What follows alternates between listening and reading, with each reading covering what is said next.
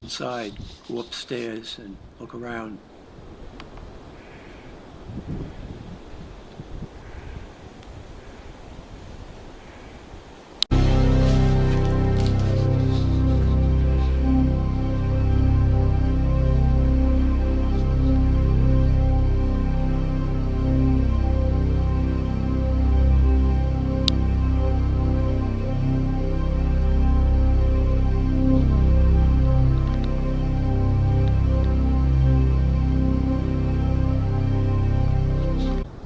The inside has deteriorated quite a bit since I was last in there about 20 years ago.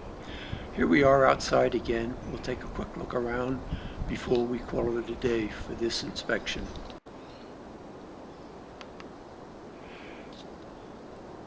House now. This is about the end of 2012, and we'll come back in a future year when it looks like the house is decayed further. Data 2017. The house is collapsed. A little closer now. The camellia tree, the house site behind it. Looking further north, you'll see part of the barn structure of the neighbor's house. Well, it all used to be the one Hunter's Ranch, but there's another property owner behind Hunter's Ranch on the north side, the rear of the Hunter house.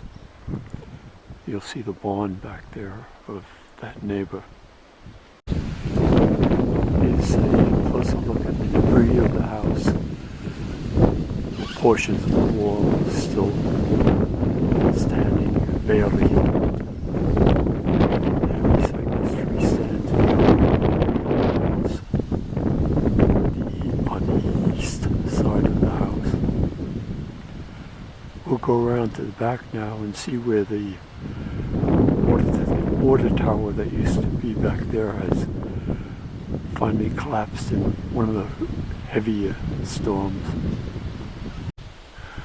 From behind the house, chimney there, panning around to the north.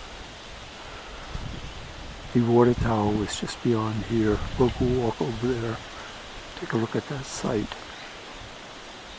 There's the, well, that barn used to belong to Hunter, but it's on property owned by another person now. There's a gigantic tree that collapsed, bringing the water tower down with it. The water tower used to stand over there must have been about 35 feet high, 40 feet maybe. Tower came down. The tree crushed the fence between properties here. Almost hit the barn.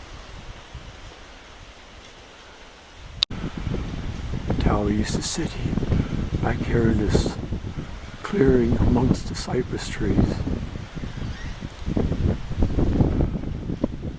Used to reach up into the crowns of those trees. Had a windmill that pulled the water up from the ground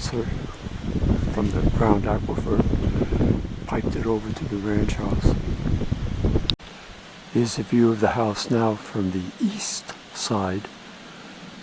There's a chimney rising up from the mess.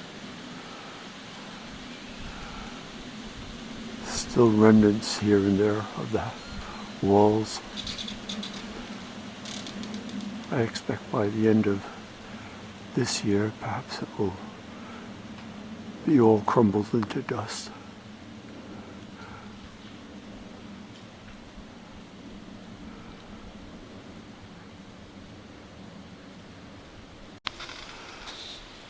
A view again from the south side, front of the house. A final goodbye to a house that stood more than 100 years here.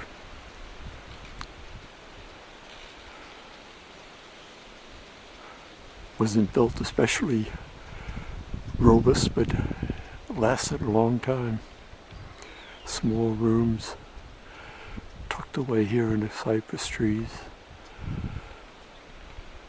Oh, so long, Hunter's house. We're at the original Pioneer Cemetery now. It's about 1 mile from the old Hunter's house. And ahead of us is the Hunter burial plot. They've got a lot of family members. The large monument, I think, is the oldest one there. We'll take a closer look. Samuel Hunter died October 18th, 1898, age 64. I don't know if this was the Hunter that built the house, but he was one of the family. This cemetery is the Pioneer Cemetery, about a mile from the old house. God's finger touched her and she passed away from a world of shadows to a brighter day, but from a world sometimes cheerless, cold, into that land where none shall ever grow old. Pretty fanciful. No date on it though. On the top is written, as far as I can make out, Esther.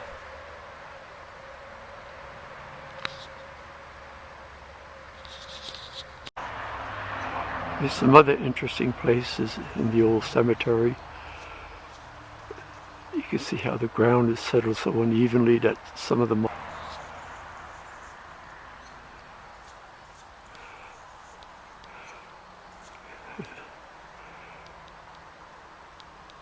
That's a good one of the angel.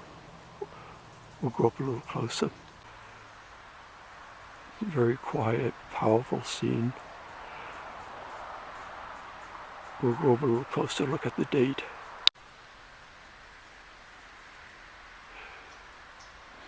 Tall, tilted a little bit to my left.